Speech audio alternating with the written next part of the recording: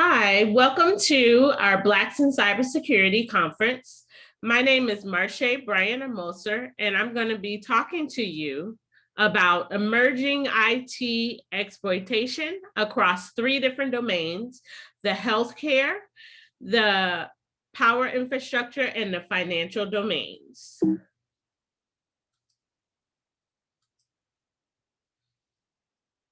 Okay. First off, we're going to start off a little bit about me.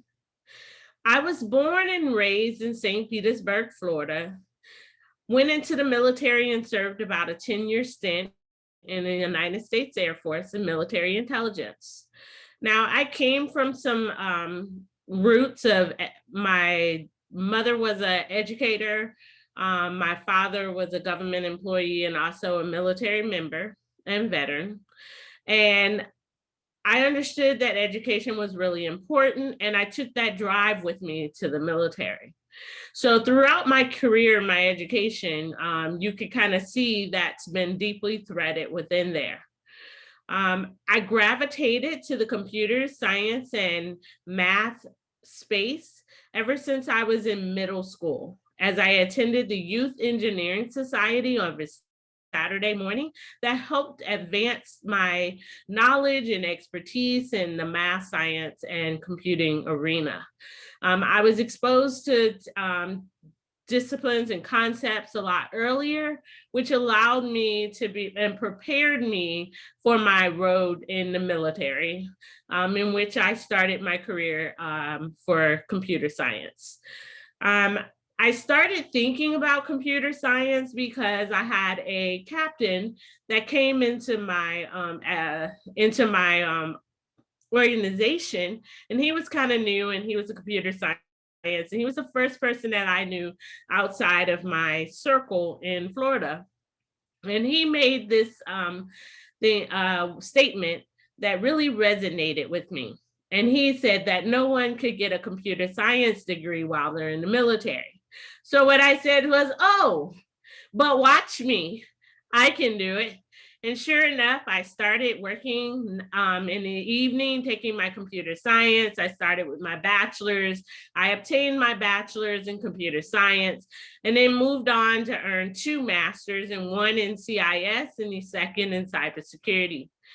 I'm working to figure out my career space, where I want to go as far as education. I do like teaching and being a professor, and closely being networked with the academia world. So I do like that. I did teach as an adjunct instructor for about 10 years. And so I really like that. So with my PhD program in cyber operations, I'm working towards figuring the concept out for my PhD dissertation. So it's going to be centered around IoT. That's something that I kind of have a passion for, and security. And so this is what started my interest in this topic. And I looked at the domains because there's critical infrastructure we're going to talk about a little bit further, has about 16 domains. And so I only worked on 3 for my talk, and we'll get to that later. But first, what started all of this was my abstract.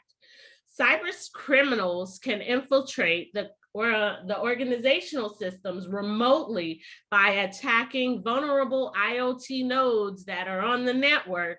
That makes it difficult to guarantee IoT security across the organization. The orchestration and the employment of IoT on the network currently utilizes centralized approaches, which unites our processes, our data, and our resources in one location to acquire the vital information. And we'll talk about data segregation later. The infusion of cloud computing services is a vital role in the data aggregation and scalability of our IoT systems. And there's no one-size-fits-all solution for our IoT devices that require that some concern for businesses and their ability to maintain security and integrity of their systems. So next, we're going to kind of break it down a little bit. and talk about Internet of Things so we can kind of build a solid structure. Internet of Things is a system of interrelated embedded computing devices that can be mechanical, digital machines, objects, and people, animals, cars. You can embed them in a lot of different places. And they actually have their own UIDs, which are unique identifiers that you can track and keep track of for tracking management. And the ability to transfer this data over the network without requiring any human-to-human connection or human-to-computer interaction.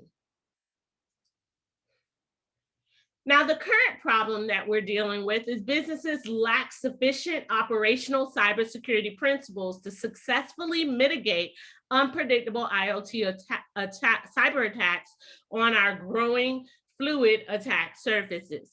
And it is imperative that companies make a concerted effort and work together in collaboration to protect the digital IoT landscape and to mitigate vulnerabilities and establish authentic strategies that include dynamically detecting compromised devices and adding and being able to maintain them. Now we're going to take a look at IoT penetration. Now, 48% of consumer individuals are just unaware that their IoT devices could be used to leverage a cybersecurity attack. And then we can see IoT in a lot of different areas. You can see them in people's smartwatches, smart TVs. But to look more at the three domains that we'll focus on, I highlighted a few for you. You can see them in the IP of cameras, parking sensors, implants, lab testing, lab equipment, HVAC systems, health sensors. You also can see them in connected wheelchairs in the hospitals. You can see water sensors, smart grid devices. You can also see them smart gas meters, smart electric meters, irrigation sensors. You can also see with them IoT devices with tracking assets and cash registers and ATMs. So that's just kind of some of the places that you would see them. Now, the challenges that come to play when we're doing IoT security is three of them that I'm going to highlight specifically is that vendors have built-in design flaws that occur, like vulnerabilities. Their credentials that they build within the devices in their location, in their manufacturing location, they include passwords and usernames that can be compromised because the user, how often do you pull out your IoT device and change the password and the username? And so that becomes a problem. And then built-in backdoors. The manufacturers will build these backdoors so they can get into the systems later, or maybe they can actually perform some kind of maintenance across the network. Well, these backdoors are definitely threat vectors that are avenues for attackers to be able to come in. Now, denial of service attacks. You have decreasing confidence in your in the ability to be able to maintain integrity of the devices, the data, the resources.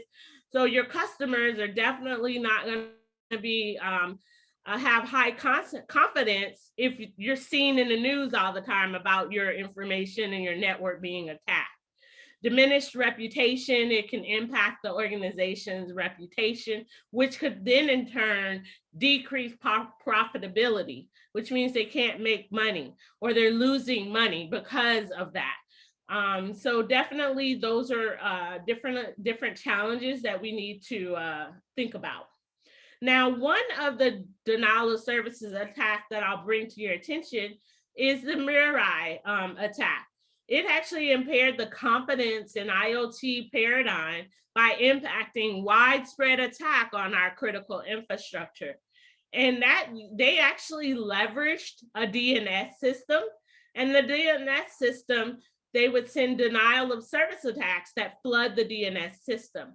And what that DNS system does is it translates the name of the domain to the computer. So thinking your address, if someone just gave you specific IP address, we may not know who it's associated to. But then if I tell you to go to www.disney.com or www.google.com, then you'll know how to get there. So that's just something easy for us to remember. So we have those names. And if we don't have the translation in there, then that will compromise your network. Now, hanging on your network through compromise, we think about is your baby monitors. Your baby monitors with video streaming, and attackers can actually upload or access unauthorized devices. And then this could cause voice recording, email, and password where they can take, hijack that information and take it for their use. So those are things that you have to think of. And that leads me to my third one, which is security risks. Security risks, we say, are unauthorized access and reconfiguration of the IoT device. And how would you say if your device is reconfigured, say you have a baby monitor and you're looking at the baby in the crib, and then someone reconfigures it to have like a loop, and then you think everything's okay, but yet you go in the room, there's no baby, that would be a problem. IoT devices that could be reconfigured for medical devices, thinking that a pacemaker in someone's heart, the pacemaker being reconfigured to do opposite of what it's supposed to do, or different from what it's supposed to do. That would be detrimental to the host, the person. So definitely those are different things that you think of. And then you have hacking of traffic lights, connected vehicles, the power grid. And we're going to talk more about the power infrastructure later, but the power grid, someone hacking into your power grid, changing your electric meter, maybe making you increasing your electric so you charge you more, change those costs.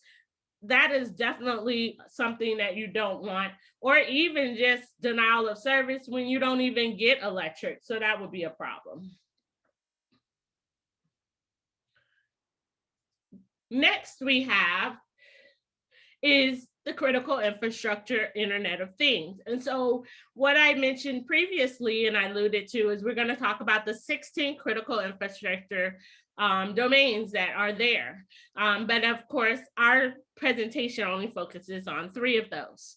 But the critical infrastructure, I just wanted to explain, it's the physical and cyber systems and assets that are vital to our United States that are incapacity or cause destruction that would be debilitating to us and have a grave impact on our physical or economic security or public health or safety.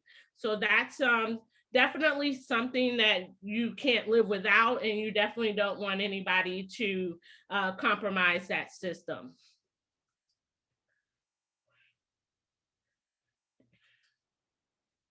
All right, next we have is the 16 critical infrastructure sectors that I talked about.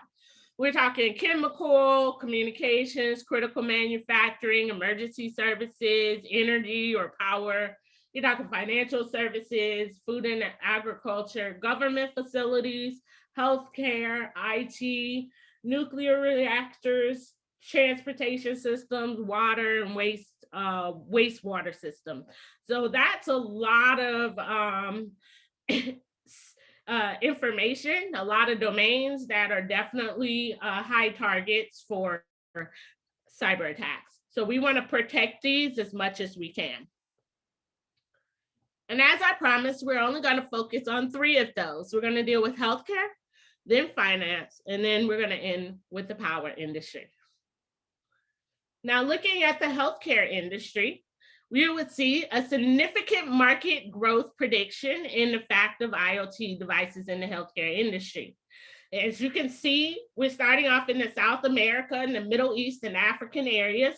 You see any range from $2 billion to $9 billion are spent on IoT devices in the healthcare. Now, Asia sees about 11 billion to 51 billion, Europe 12 billion to 44 billion. And then in our home area, in North America, you're seeing 13 billion to 45 billion. So healthcare IoT challenges are definitely something we have to work with, because with all these IoT devices that are on the rise or coming into our network, we definitely want to have a plan. Regulatory and medical device environment is something we have to make sure that we're maintaining technical debt. We're making sure that we're upgrading these systems. We're making sure they're patched in a timely manner, that we're pulling those patches and patching them as soon as possible. We're also doing it in a dynamic manner. We want to make sure that we uphold dynamic connectivity, so that we don't lose power at all to our systems, which could compromise our patients' health. Device diversity and interoperability is something you have to look at, because you have so many different IoT devices within the healthcare industry. You have to understand the landscape of each of them so that we understand how to apply the security ramifications for each. Consistency and data integration. You want to know how to protect your data, how to keep the data accessible for the doctor and the medical providers, but also we want to make sure we uphold integrity of our data. We want to hold privacy of information, because the patient is definitely coming to us at their best and at their worst. And we want to uphold their confidentiality, and we want to uphold their privacy, and that we're maintaining their data. Security. We want to make sure that we provide those security restraints on our devices, restraints on our data, restraints on our, by putting in security permissions for our staff, to make sure that the people are not able to look at everyone's full record, that they're segmented based off of their duties. So, you know, that makes sure that someone in radiology is not looking at something that the ER doctor or ER staff would need. So you want to kind of break that up and make sure that we provide those security constraints. Device vulnerability as well. We have to understand that everything comes with vulnerability. So we do have to make sure that we understand them so we can better protect them. We can offer a layered approach when we can, as whenever possible, to make sure that the devices are protected on a physical standpoint, making sure that they're tracked, make sure that they're maintained, and make sure that they are signed off when they're actually ready to be in use. Inherent risks for clinical oversight, that we have to understand that those are some risks that we're taking on based on the integration and based on the integration versus our patient safety. Now, digital technologies are everywhere, and a lot of people's households they have them. So they're coming into these healthcare facilities with some of these devices. And then how do we deal with the fact that we have these rogue devices on our network, but then we also have these IoT devices that we use to take care of patient care. So we have to create a plan for that. Wearables to track health vitals, smart hospitals. We're leveraging cloud computing and machine learning, and artificial intelligence is coming into play as well to create that advancement that we need to be able to offer a more robust system. Now, benefits for healthcare IoTs we see is that the medical device integration is definitely something that's helping the patient to be able to have better availability and access to some of these resources that they can have at the bedside, that they don't have to go somewhere or wait in line to wait on a big machine. Now we can bring a small IoT device to their table, move it around, get more patients done. We can speed up our process without compromising on our patient care. Monitoring systems and sensor machines as well are there for benefits that provide that, but they also are threat vectors that can be compromised with hackers. Capturing real-time data, health data, so that data is traveling, and we need to make sure that we're protecting the data when it's at rest, when it's in transit, and as it moves to the database. So we have to look at all those avenues all the way and create that channel.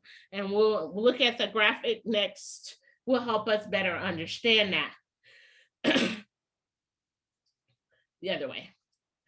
All right, so here we go. The patient, the heart monitoring that might be there, the blood pressure by the bed, they might be wearing a heart rate monitor. All of that could be sent to the doctor to help them with the diagnosis. IOT Cloud, you're seeing it's capturing all this data, and then it's stored in a database somewhere. And then we have some analytics that's going on to process the data in a more usable fashion. And then we want to make sure that we're protecting all of those avenues of compromise to make sure that we are upholding our patient care and hardening this infrastructure. Now, challenges that you see is funding, because it's going to cost money to buy the resources, to put the infrastructure in place, to upgrade. There's a lot of stuff that has to go into play.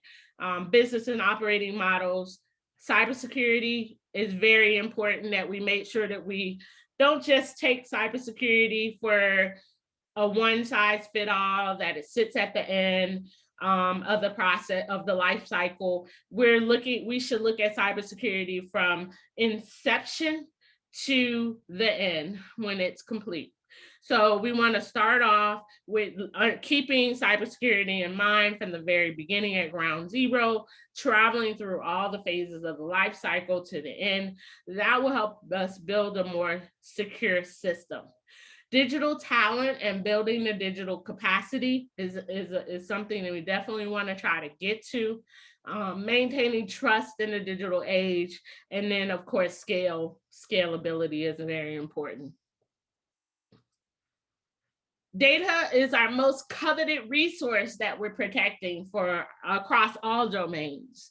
So we need to make sure that we're taking time to understand our what data we need, and then don't collect any more data than we need to make sure that we're meeting our requirements. We should also know what compliance measures are out there that goes into us against our data and what we need to do.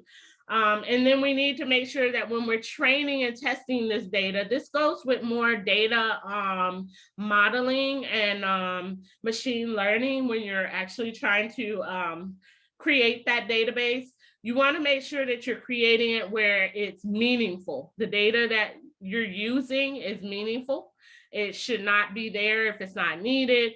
Inconsistent means of measuring performance. So just because we're collecting a large amount of data does not mean that our algorithm is working.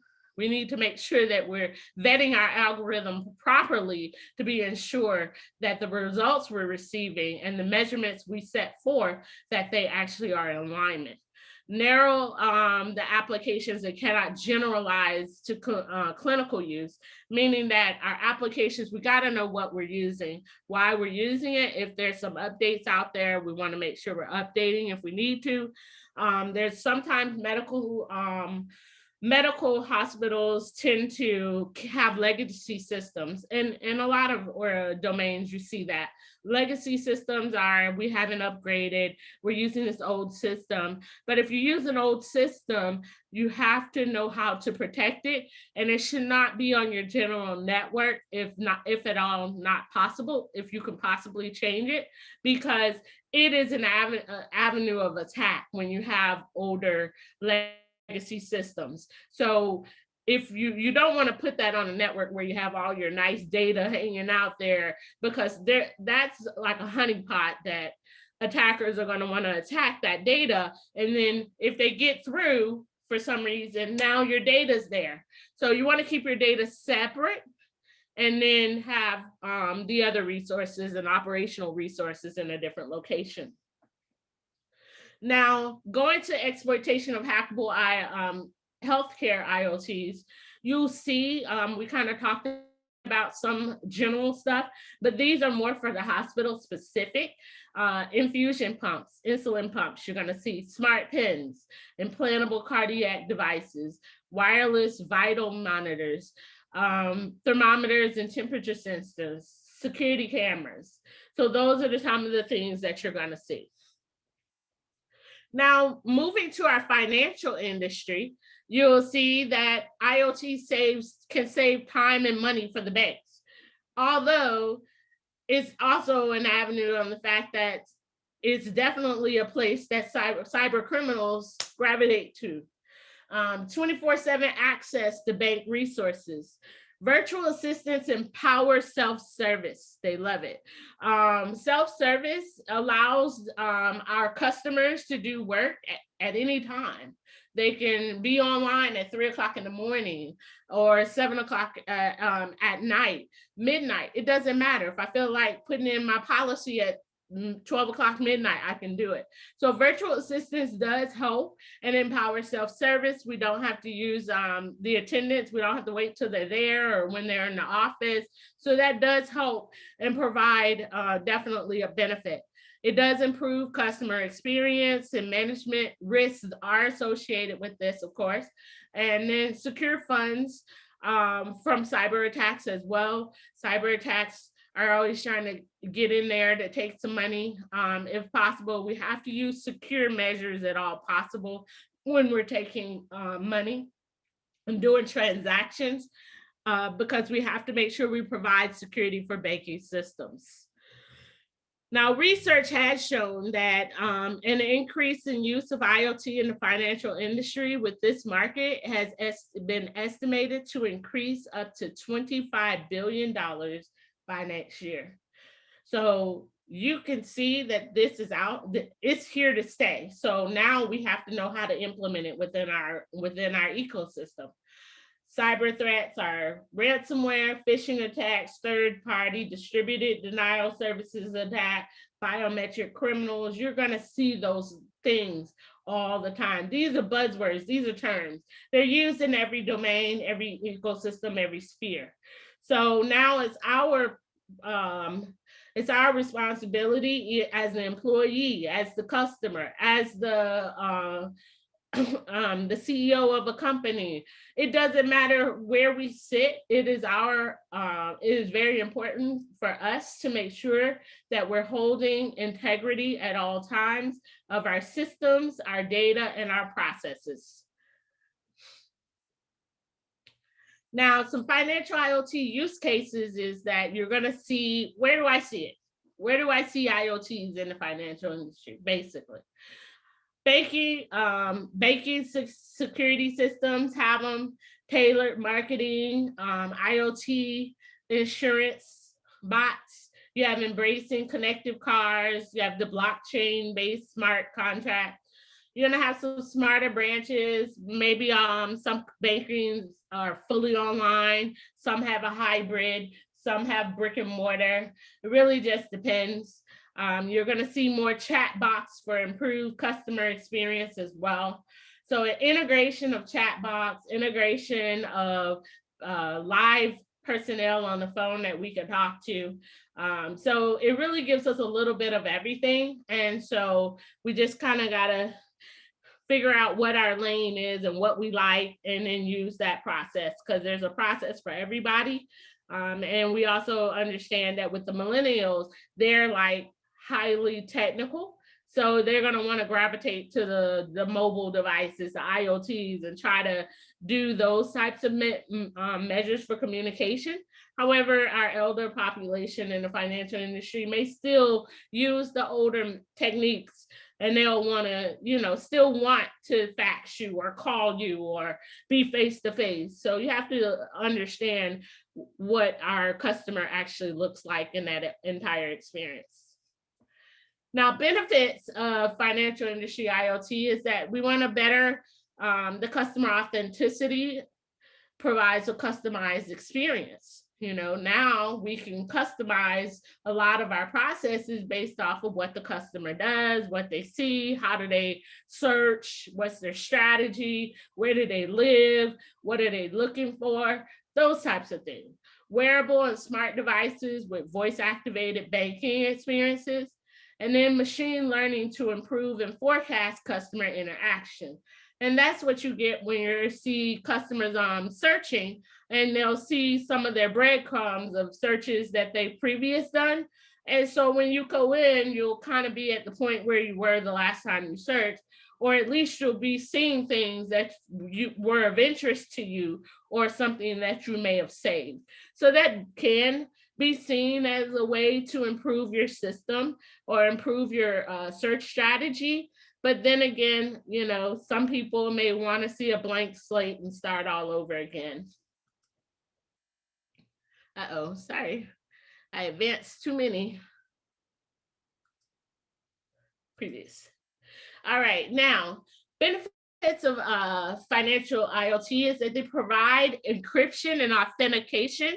That's really important to encase everything, whether it's we're accessing things from mobile devices, from the website, whether we're calling in on the phone. You're going to see the multi-factor authentication measures, the one-time passwords. You're going to see these words coming up and those techniques to be able to allow you to get access to your account. You may have to give some 6-digit PIN codes. You might have to go in your email and retrieve some codes. So that's what some of that stuff looks like.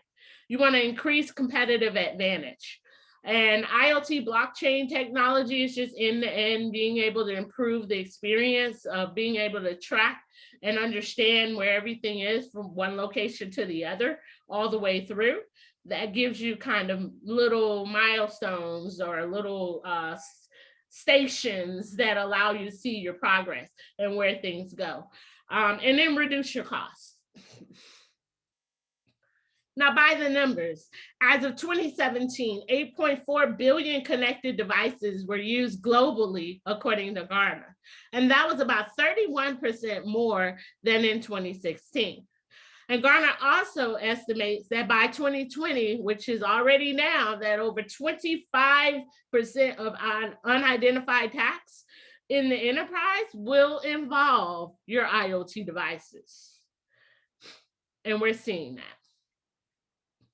Now, challenges with IoTs is that you're going to see that they're prone to be hacked. Anything that's a honeypot that's going to get in the way of the attacker getting to their target, they're going to want to hack it. So if you're putting an IoT device in front of that precious resource that they're trying to get to, it's going to be hacked.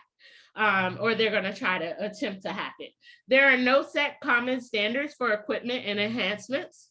So the standardization needs to be definitely made. We also need to see more standardization across all domains. IoT technologies and complexities, and also user trust, integration, and data ownership. Now, for example, one of the problems that like in the banking system would be like a fraud example. So I wanted to give you one of those to kind of understand that. To verify the customer's swipe card that I have, I want to swipe my card. You have to verify the account holder device's location versus the transaction location. So if someone has gotten a hold of your numbers on your card and they're trying to use it somewhere, and then you're residing in the US and that transaction resides somewhere you haven't been, then it's trying to figure it in the banking systems to go, we're going to disapprove this transaction. This might be fraud. And then they start trying to contact you to say, hey, did you really do this purchase? Have you traveled and just not told us about it? Did you not put in a travel alert to let us know that you were heading out to a different location you've never been? So that, it could be a plus and a minus, because you could be stuck somewhere and traveling, and then, you don't have access to your funds if you get a fraud alert. However, I always look at it like it's security blanket for me because, at least my data is, protected. So I might take me a little bit of overnighting me a card, or, or maybe I have to transfer money to another account and have them move it over there or something like that because I have multiple accounts. But, that all that work that it goes into that, I just say, boy, at least they didn't get my money. So that's just something that you have to think of. Now, banks go deep. They really have a lot of work to do. Data management, they got a lot of data. How much data do they get to get? They're getting access to mobile devices. People are sending in information, accessing things through their mobile devices. Then how much data are they getting? Are they getting extra data off of your mobile device, or are they only getting the data out of that app? So you got to kind of think about what's available, what's not available. Are there security ramifications around that? How do we maintain that? Data management in the organization is very important as well, because you want to make sure that the data, the resources of our clients are upheld and protected as we expected. Security is a big thing. It's all across the organization, whether you're talking physical security of the systems, software security, constraints and controls put in. There's lots of levels of security. As I talked about a tiered model, you might have to put in a tiered approach to make sure that you have everything covered. So if you put in a tiered model, it means that you're using more than one avenue of safety. So a physical layer, maybe I have a biometric card that I have to access, or a PIN, or my fingerprint reader, or maybe I have to put in a multi-factor authentication. So all those levels allow me, so if attackers trying to come in, they have like 3 layers to get through before they can access. So that's just safeguards that we're trying to put in place. Protect the privacy standards that's there. Compliance is a big issue for banks. A lot of compliance measures out there that we want to meet, the GDPRs, we want to meet the NIST standards. You want to meet those standards and controls that are out there for security best practices. It's getting exciting. Okay. Now, next, attackers, they call for, this is another thing about exploitation for hackers, is that they can call in for a one-time password if they can get through. And then there could be, they could control the consumer's phone. Once they do that, they can purchase online, and then order pickup at the store, because you can pick up at whatever location you put in and pick it up.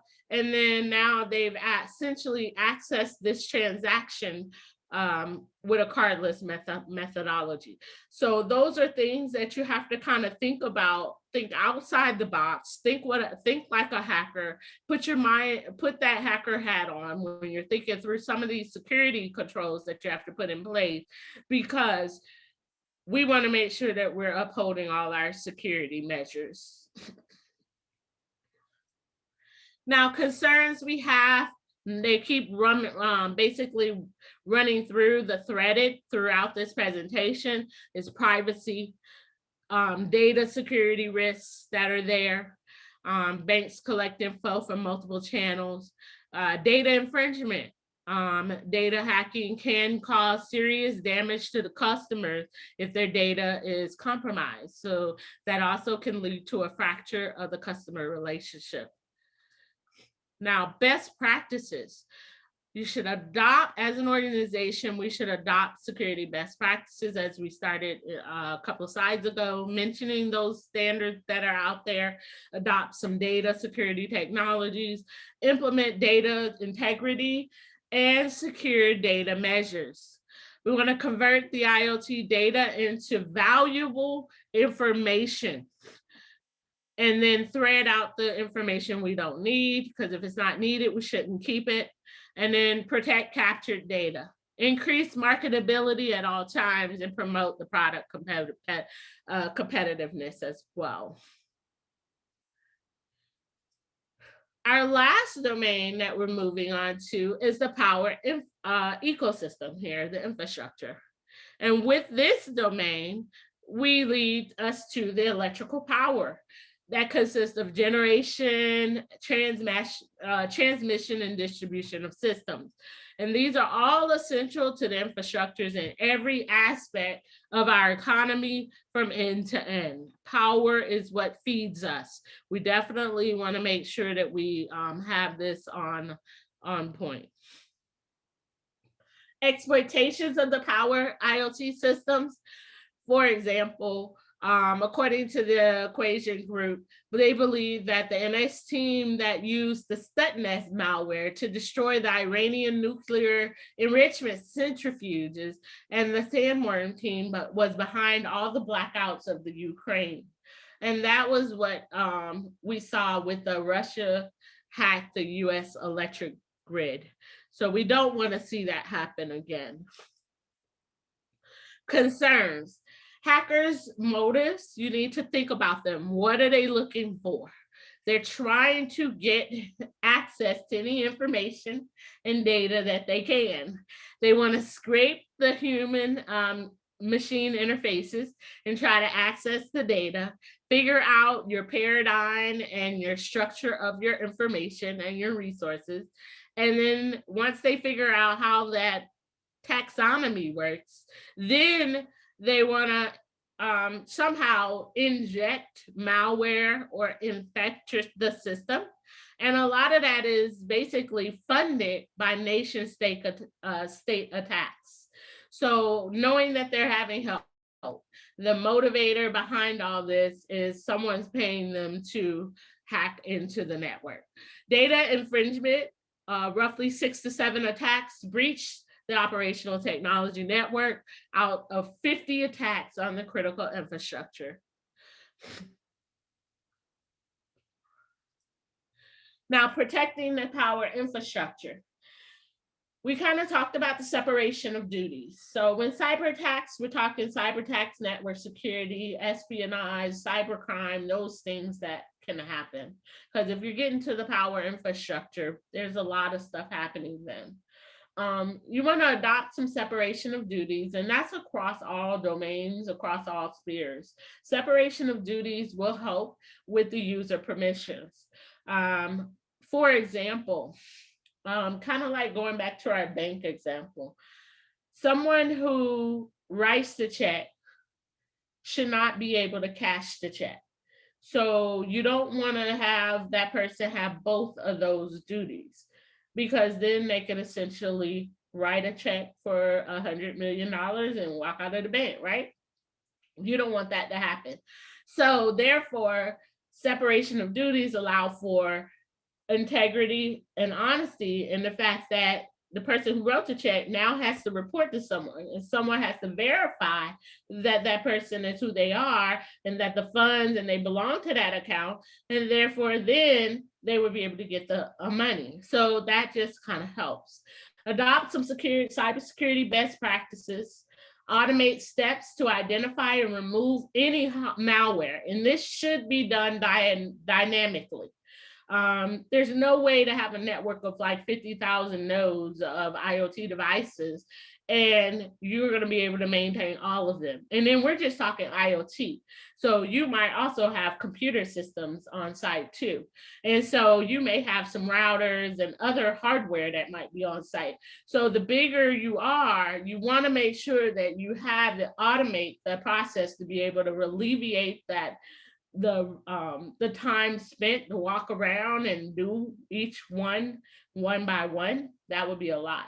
So automating it allows for to kind of ease that. And then you could just do a report, which ones didn't get it. Maybe they were turned off, maybe something happened, and then go figure out why those systems didn't get it. Using that tiered approach to harden the infrastructure and network segregation. That's what we were talking about, using the tiered approach for our infrastructure. Segregation, we talked about, in the fact of data segregation. You want network segregation. You don't want your operational network in with your data network. You just want to separate things as much as possible and how they actually work better at your organization. You want to adopt multi-factor authentication, the mechanism to be able to help us have accountability when we're logging in, to be sure that we can verify who we are and no one else can have that information. Adopt strong password policies. That means we're adding complexity, frequency of changing passwords. It's tiresome to have to change your passwords all the time. However, again, I always think that it's just protecting us. And that's how I get through it. So definitely. All right, in closing, we're almost done. Potential points of IoT exploitation. So we were able to look at all three domains. And so looking at them, some things resonated. Unauthenticated access, weak authentication, our hidden backdoors, encryption keys that are there, and debugging services. So those things are definitely points and vectors that hackers could attack. We want to make sure that we secure this threat landscape to allow a more protected resource. And then building resilience and cybersecurity of connected devices is very important to build that resilience. Incorporating up-to-date software, as I was talking about that patch management, patching as often and in a timely manner as possible, as soon as possible, is really something that really gets a lot of organizations, and a lot of them get hit with malware attacks because they did not update the system. Cybersecurity collaboration, we have to work together. Check for the security best practices, cybersecurity best practices. Go look at some of the principles that are set up. Look at some of the working groups, the things that are happening in cybersecurity to help you be kind of in the know about what's coming down the pipeline, what's getting approved. It helps you to also establish a network and broaden your network with cybersecurity professionals doing what you do to help understand what's happening with their organization, what's happening with your organization, and then you guys can kind of work together. We also need to collaborate with our manufacturers on the level that we need to have some feedback going back and forth between each other so that they can make better products for us, and we can also better use our products. So sometimes you don't even know some features that are available on the products that you have, and that leads you to not be able to use it fully. Cybersecurity framework and information security risk management, we talked about those. Make sure we help build that. And then adopt a bring your own device best practices list. So if you are going to allow other rogue devices on your plan, we need to make sure that we're setting in place the process on how we're going to deal with it. Are you going to let people bring those devices in? If you're not, there needs to be a plan that's set up to explain that. If you are, then you need to know, like, you can only connect to this network for separation of network or segregation of network. This is what you connect to. This is how you get on. So you have to set that up in a best practice list so that people understand how to, navigate that effectively. Increase cyber awareness is very important. Everyone plays a part in cybersecurity awareness. It's anywhere from the employee, the managers, the directors, the CEO. Everyone has to be cyber hyper aware. They need to understand how it fits in the grand scheme of things. What can I do to make my area more secure? And everybody needs to do that, because if everybody's being cognizant about it and everybody's forward looking on it, we'll definitely be able to address this a little bit better. Disaster recovery and backup plans are in place. Not only do you just have them, you can develop nice elaborate plans. You need to test and vet those plans as well. And then you need to also pull them out and use them like every quarter or every 6 months or every year, depending on how you need to do it. And then that way you can find out that, you know, before you have an issue or a concern where your power goes off, that 2 of your generators won't come on.